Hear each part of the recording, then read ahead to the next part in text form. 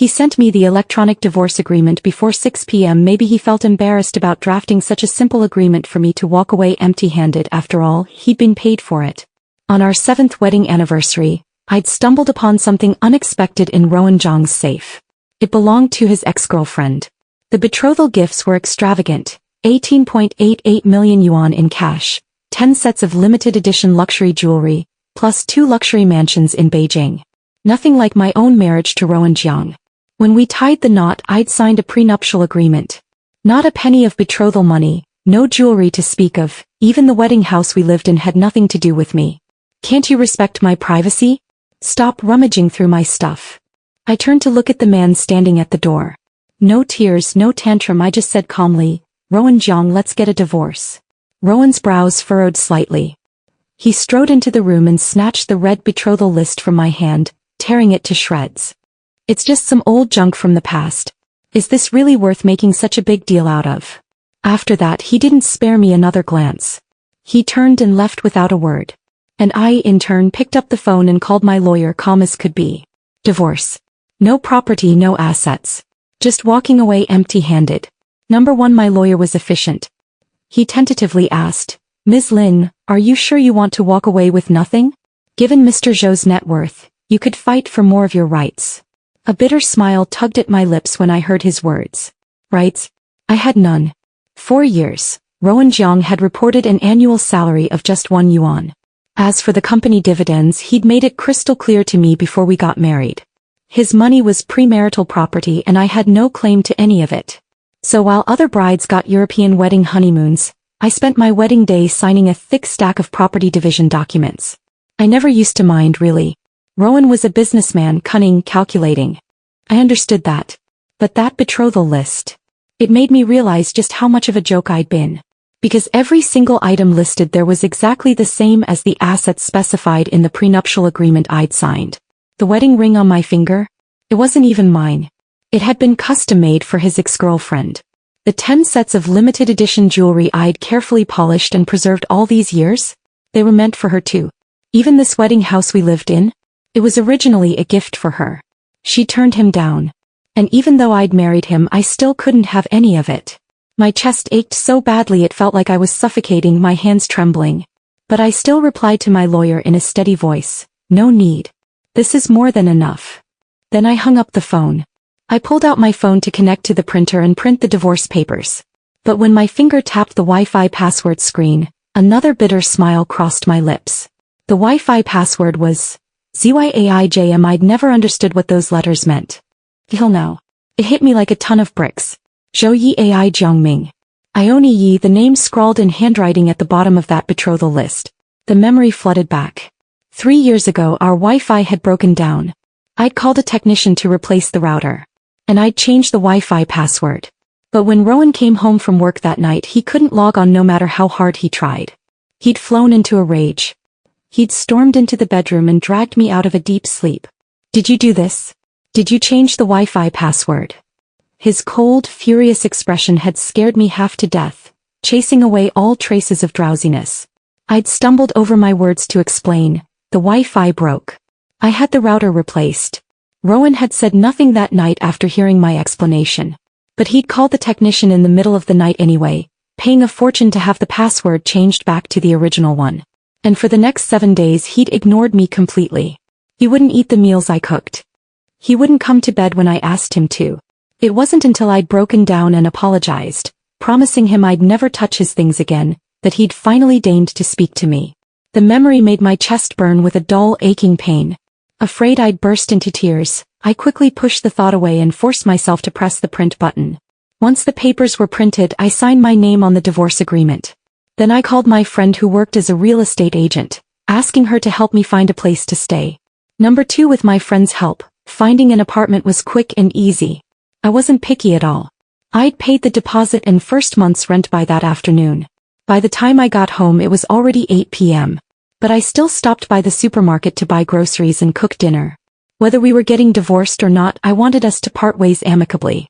But by the time I finished cooking, it was past 10 p.m. and Rowan still hadn't come home. I sat down on the sofa to wait for him. Finally at midnight the front door opened. Rowan walked in. He glanced at me sitting on the sofa, his expression unreadable. Still up. With that, he rolled up the sleeves of his suit jacket and headed straight for the bedroom. He didn't spare a single glance at the food I'd laid out on the dining table. Not a single word for me. My hands tightened slightly in my lap. But I still called out to him. Rowan Jung, here are the divorce papers. Could you please sign them?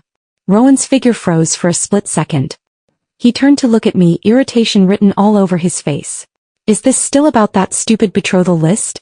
Fine, I'll give you what you want. I'll add your name to the deed of this house, okay? His words made me want to laugh for some reason.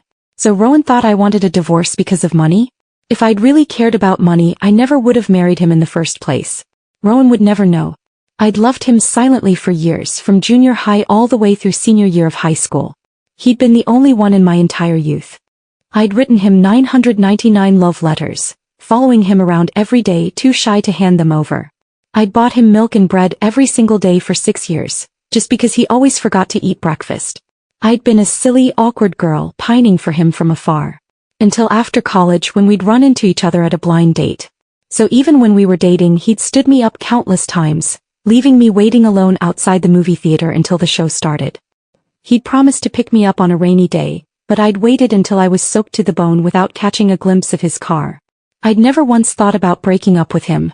Even when he'd proposed without an ounce of sincerity, I'd said yes without hesitation.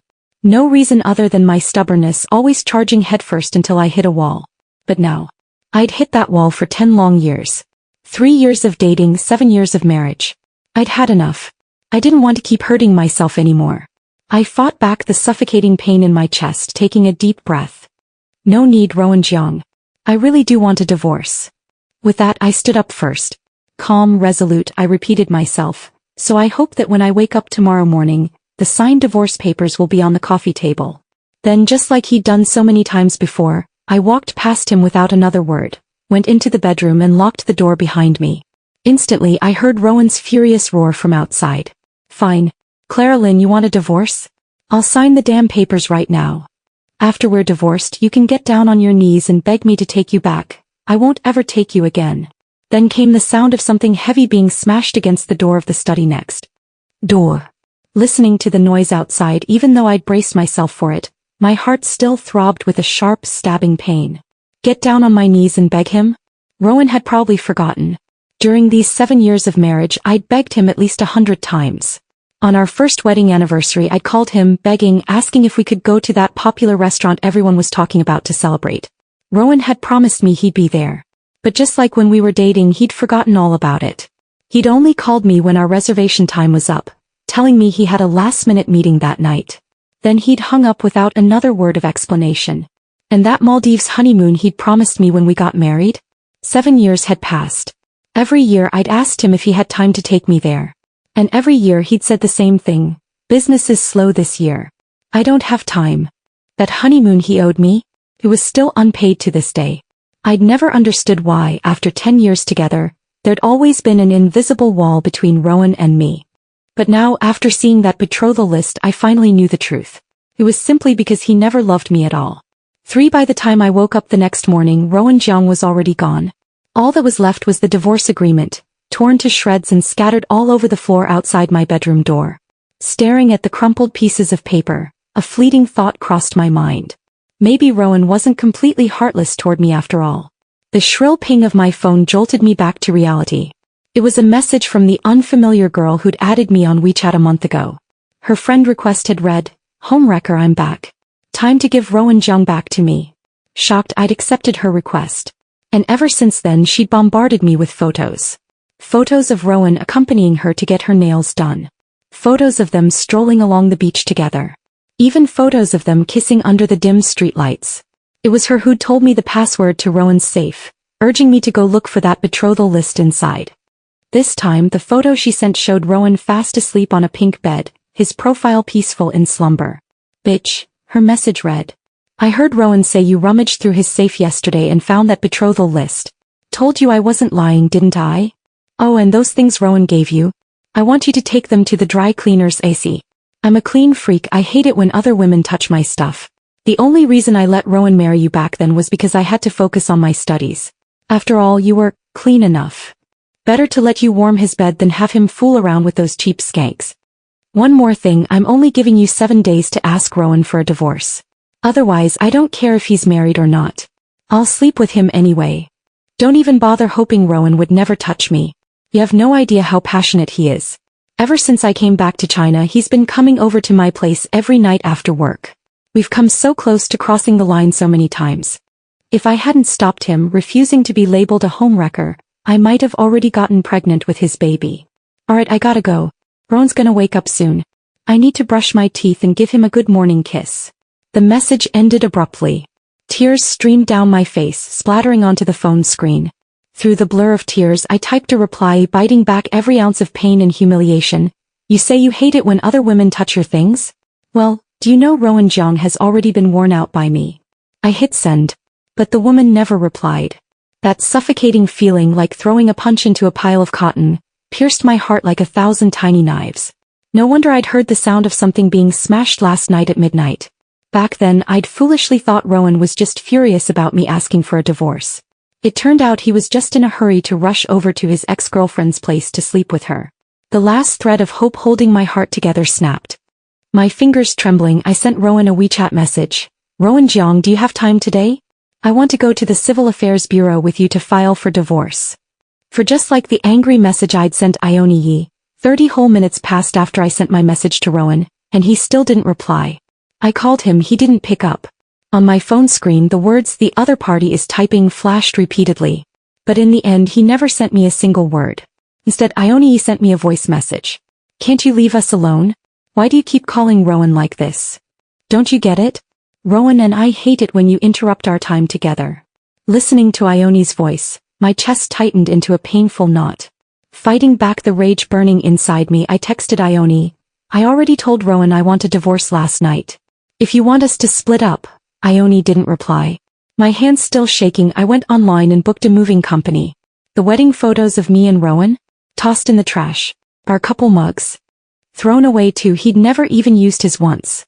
All the clothes I'd bought for Rowan over the years? Gone. He'd never worn any of them. By the time the moving company arrived, the living room was already piled high with things to throw away. I just told them calmly, take all of this downstairs and throw it away. Then with the movers' help, I packed up my own belongings. Even though I'd lived in Rowan's house for 7 whole years, it only took one afternoon to load everything I owned onto the moving truck. As I drove away, I took one last look at the house I'd called home for 7 years. I couldn't hold back my tears any longer. I just finished unpacking at my rental apartment when my phone pinged again. It was another message from Ione Yi, a location pin. Come over. Rowan's here. Staring at the message, my grip on the phone tightened. In the end, I just replied with a single word, okay. Then I changed into a comfortable tracksuit. I grabbed the golf club I'd taken from Rowan's house on purpose. After that, I hailed a ride-hailing car and headed to the address Ione had sent me. She'd humiliated me for a whole month. It was time for her to taste the same medicine. 5 Even though I'd already steeled myself for an all-out confrontation, the moment I arrived at the location Ione had sent, that suffocating pain in my chest came rushing back. I recognized the name of the residential complex from a flyer Rowan had brought home half a year ago. He'd left it on the dining table. Thinking it was just trash, I'd thrown it away. The next morning, Rowan had snapped at me irritably. Where did you put the flyer I left on the table last night? Frightened by his sudden anger, I'd stammered out an explanation. I thought it was garbage, so I threw it in the bin. Rowan had exploded at me then. Haven't I told you 100 times not to touch my things? After that, no matter what he brought home from work, he'd lock it away in his study. He even put a lock on the study door, afraid I'd go rummaging through his stuff again. Back then, I'd never understood why he'd gotten so worked up over a stupid real estate flyer. But now it hit me like a bolt of lightning. That residential complex? It was Rowan's love nest, prepared specially for Ione Yi. The complex was huge and I didn't want to walk, so I asked the ride-hailing driver to take me inside. But as soon as we reached the gate, the security guard stopped us. Sorry, non-residents aren't allowed inside. My hands clenched into fists so tight my nails dug into my palms. I'm here to see Ione Yi. Apartment 13-2. The security guard smiled. Oh. So you're Mrs. Zhang's guest. She called earlier and said she was expecting a friend. When I heard the words Mrs. Zhang, my heart twisted in agony all over again. My fingers trembling, I pulled out my phone and showed the guard a photo of Rowan. If Ione Yi is Mrs. Jiang, then is this man Mr. Jiang? The guard glanced at the photo and grinned. Of course. Mr. Jiang bought the most expensive penthouse in our community, the crown jewel of the complex. All of us security guards know him. The pain in my chest was so sharp it felt like I was suffocating. My eyes stung with unshed tears. Afraid I'd burst into tears right there, I told the driver to drive on. So Rowan had already been living with Ione Yi as husband and wife this entire time, right under my nose? No wonder Ione had been so bold and unapologetic with her provocations. Luckily the complex was sprawling. It took the driver a full 10 minutes to find the building Ione had sent me. But those 10 minutes gave me time to calm down. Before getting out of the car, I tapped the driver on the shoulder. Can you fight? I'm going to catch my husband cheating. I'll pay you 10,000 yuan if you help me. The driver's fingers twitched slightly. Tempted by the money, he finally nodded and agreed. After getting out of the car, I handed him the golf club and marched straight up the stairs.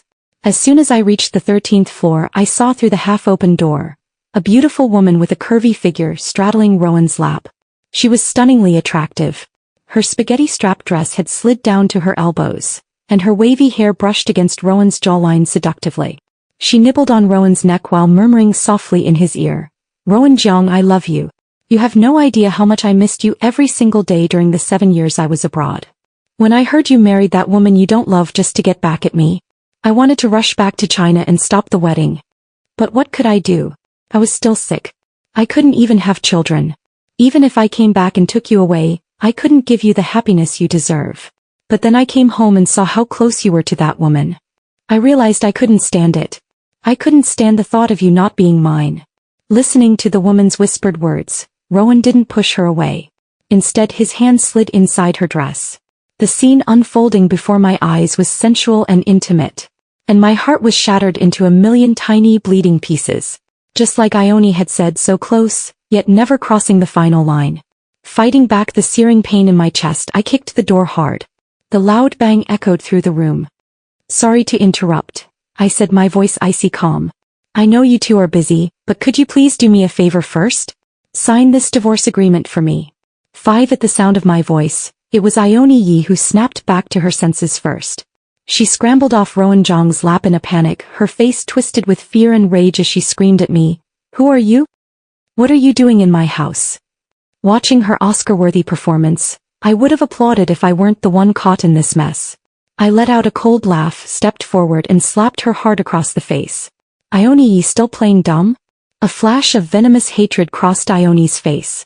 But it vanished just as quickly, replaced by a pitiful, helpless look as she cowered behind Rowan. Then she wrapped her arms around Rowan's waist in a deliberate show of intimacy, goading me. "Rowan Jiang, is this the woman? The one you married just to get back at me?" Rowan's body trembled slightly. But only for a moment.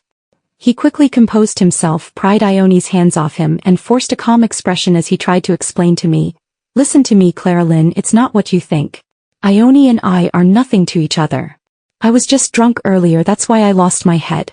I swear on my life I never did anything to betray you." Hearing Rowan's rambling explanation, I suddenly wanted to laugh. So Rowan could speak in long sentences after all. Then what did that make me, all those 7 years of marriage, when he'd only ever bothered to utter single words or short phrases to me? I lifted my head and laughed again, a sharp, bitter sound. The next second I slapped Rowan hard across the face. "I know," I said coldly. "You didn't sleep with Ione. After all, we're still married, you'd never let her get stuck with the stigma of being a homewrecker. But sure, you didn't use the 2 ounces of flesh between your legs. But your filthy mouth was still kissed senseless by her, wasn't it?" With that, I stepped forward, tore open his shirt collar, and exposed the hickeys covering his chest. "Look, even your body is covered in her marks." Rowan froze, his shirt hanging open, the hickeys stark against his skin. His lips parted, and he looked like he was about to say something to defend himself. Fighting back the crushing pain in my chest, I met his gaze steadily. "Rowan Jiang, do you know something? For these past 10 years, I've always known you didn't love me. But I loved you. So no matter what you did, I could take it. But I never thought you'd cheat on me." "Oh right, you call it almost crossing the line. Well, too bad for you, Rowan. I'm a clean freak too. Any man of mine, if another woman so much as touches him, I don't want him anymore." My fingers trembling, I pulled the wedding ring off my finger and hurled it at Rowan's face. This ring was for Ione too, wasn't it? A gift you prepared for her back then. If I'd known it was something she'd already worn, maybe I never would have married you in the first place. Then I pulled another copy of the divorce agreement out of my pocket and slammed it against Rowan's chest. Sign it, Rowan Jiang. Since you and your precious ex-girlfriend are so madly in love, I'll do you a favor and set you free. With that I turned to leave. But the moment I spun around, Rowan suddenly grabbed my wrist, his grip iron tight. Wait. Clara Lynn, wait a minute. I know I messed up today, but I don't want a divorce. I really don't want to lose you. I could feel the sticky, disgusting sweat on his palm against my skin. I burst out laughing. Typical Rowan Jiang, always wanting to have his cake and eat it too. He couldn't bear to let go of the deep love he shared with Ione. And he couldn't bear to lose the unconditional care I'd given him all these years either. But guess what? He didn't want a divorce, but I sure as hell did. I sneered and wrenched my wrist out of his grasp, my voice dripping with malice. Fine. You don't want a divorce? Then I'll make you. Then I lunged at Ione like a rabid beast. She was still standing there, looking at me with that smug, provocative smirk on her face. I grabbed her hair and slapped her again and again, over a dozen times in a row. You called me a bitch in those WeChat messages, didn't you? You sent me those photos every day just to rub it in my face. You really thought I was some soft pushover you could walk all over? You said Rowan loves your body so much? Then I'll strip you bare and let everyone see what he's been drooling over. I grabbed the strap of her dress and ripped it apart in one savage tug. You love showing off your tits so much? Go on, show them to the whole world. I yanked at the front of her dress again, and her chest was exposed to the air. She clutched at herself in a panic, frozen in shock and humiliation. Rowan was frozen too, staring at me in disbelief. He probably never imagined that the meek, gentle wife he'd known for 7 years could be this violent, this ferocious. But what did he know? This was the real me. All those years I'd pretended to be gentle and understanding just to make him like me. I'd pretended to be a virtuous domestic wife just to win his love. But I'd had enough of enduring, enough of swallowing my pride. Turns out both Rowan Jiang and Ione were just a pair of shameless assholes who needed a good beating.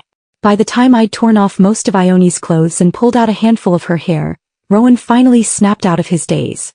He rushed forward, screaming my name, trying to pull me away from her. But before he could even touch me, the ride-hailing driver I'd hired stepped forward and grabbed him by the arms, pinning him tightly. I lifted my leg and kicked Rowan hard between the legs. A blood-curdling scream erupted from Rowan's throat, echoing through the room. I let out a cold, triumphant laugh, released Ione's hair and stared at Rowan, my voice like ice. Rowan Jiang, after 7 years of putting up with your bullshit as your wife? Today I finally got my revenge. Be at the Civil Affairs Bureau tomorrow morning at 9 a.m. Don't be late. And don't even think about calling the police. I've got plenty of dirt on all the illegal shit you've pulled in your business over the years. If I'm going down for this, I'm taking you with me. We'll both rot in hell together. With that, I didn't spare Rowan another glance. I turned and walked out of the love nest he'd built for Ione Yi. As soon as I reached the gate of the complex, I turned to the driver and said hoarsely, "Got a cigarette?" The driver looked like he was still scared out of his wits by what he'd just witnessed. He quickly fumbled in his pocket and handed me a cheap cigarette. I didn't complain. I lit it up expertly and took a deep drag. The harsh, acrid smoke burned my nostrils and filled my lungs. And as the smoke curled around my face, tears finally streamed down my cheeks. Memories flooded back to me, back to when I was in 3rd grade. That was the year my dad cheated on my mom. But my mom couldn't bear to lose him, so she'd threatened to kill herself every single day. Every time I came home from school, I'd be terrified that I'd find her dead body lying somewhere. Or I'd be forced to listen to her cry, clutching my hand and saying over and over, "Clara Lynn, you have to be good. If you're just a little more obedient, your dad will come back to us." On top of that, she'd make me wear frilly princess dresses, the kind that my dad's mistress's daughter loved to wear. She'd force me to learn how to be polite, how to be charming, all just to please my dad. So during those rebellious years, I'd lived a double life. At home, I was the obedient, docile daughter my mom wanted me to be. But outside, I was a delinquent. I smoked, I drank, I got into fights. Until one day I met a gang of thugs. They tricked me into a deserted alley, planning to drag me into the bushes and assault me. I was trembling with fear, convinced I was going to die, when Rowan Jiang, who was 2 grades above me back then, appeared out of nowhere and saved me. He took me to the hospital. Paid for my medical bills out of his own pocket. Harming yourself just to get back at your parents is the stupidest thing you could ever do. Then he walked away. But I'd never forgotten the sight of his back that day. I found out he was the student council president, someone who only hung out with straight-A students. So I forced myself to cut off my dyed hair and dye it back to black. I threw away all my revealing clothes and started wearing my school uniform every day. I studied my ass off just to get into the same university in the same city as him. I was like a moth flying straight into a flame, desperate to have him, desperate to be with him. But the boy who'd saved me back then. He turned into the exact same kind of man as my father, the kind of man I hated the most in this world. Would you like me to help you write an epilogue to wrap up this story, giving Clara a satisfying new beginning after the divorce? 6. First thing the next morning, I shot Rowan Jiang a WeChat message, reminding him to meet me at the Civil Affairs Bureau for the divorce. Rowan replied right away, "Clara Lynn, can we talk?" I sent him nothing but a few photos, proof of his company's tax evasion schemes. After that, no matter what Rowan said, I didn't read it. Didn't reply either. Promptly at 9 a.m. I showed up at the bureau's entrance. I never thought I'd see the day when Rowan Jiang, who'd always made me wait for him, would be the one waiting there first. The second he spotted me, he hurried over, desperation etched all over his face. "Clara Lynn, please, let's talk." I slammed my car door shut, my voice cold and steady. "There's nothing left for us to say." Rowan suddenly grabbed my wrist, his grip frantic. "Clara Lynn, when did you move out?" "I'm sorry. I was just blinded by stupidity, by obsession." I admit it, when Ione came back to China and found me, I wavered. Especially when she told me she'd left all those years ago because she couldn't have children. I lost control of myself. But I swear to you, we only kissed. Nothing more. I won't lie, I loved her once so deeply that I prepared that extravagant betrothal gift to marry her. But she chose to go abroad for her studies instead. I hated her for it back then. When I agreed to that blind date with you, it was really just to get back at her. But these past 7 years with you, I did fall in love with you, Clara. I never wanted to lose you. I can't bear to lose you. Yesterday when I came home to an empty house, that's when I realized how truly, utterly important you are to me. I'm begging you, please. Can you give me one more chance? I looked at the man in front of me, his eyes brimming with what seemed like genuine remorse. And suddenly I burst out laughing. I calmly wrenched my wrist out of his grasp. "Rowan Jiang, your father and mine are old friends. I'm sure you've heard all about my family, haven't you? My mother tried to kill herself 33 times. Every single time it was because my father cheated on her. Do you know what my father said to her after his first affair? He stood there just like you are now, swearing up and down that it was just an accident, that he didn't love that woman, that he'd never betray my mother. My mother chose to forgive him. And what did that get her? More lies, more affairs, more heartbreak. So when I was 14, I learned the most important lesson of my life. When it comes to cheating, men only ever do it once. Or 1,000 times. And you say you love me? What exactly do you love about me, Rowan? Do you love how I loved you with every fiber of my being, no holds barred? Or do you love how I acted like your loyal little doormat, putting your feelings, your life, above my own self-respect? Once upon a time, I loved you so much that I would have done anything for you. But now, to me, you're no different from that trash can by the side of the road. You're dirty through and through. So tell me, why on earth would I keep you in my world? With that, I shook off his hand for good and marched straight into the Civil Affairs Bureau. I didn't spare a glance at Rowan's ashen face. Didn't care about the agony written all over it. 30 minutes later, I walked back out. I ignored Rowan entirely, got into a ride-hailing car and slammed the door shut, leaving him standing there alone. Halfway to my rental apartment, I posted a status on WeChat. "It's over. Rowan Jiang and I are divorced." The message had barely gone up when Rowan's WeChat pinged on my phone. "Clara Lynn, did you really have to announce it to the whole world like this?" I scoffed, typing back a reply. "Wasn't that exactly what you did when Ione came back? Posting all those photos of her to rub it in everyone's faces." Then I added, my fingers flying across the screen, "Oh, and I have a little present for you." I hit send and forwarded him the medical report my private investigator had just dug up on Ione Yi, along with the real reason she'd left the country all those years ago. It had nothing to do with her studies. She'd simply hooked up with a rich second-generation playboy, someone even wealthier than Rowan.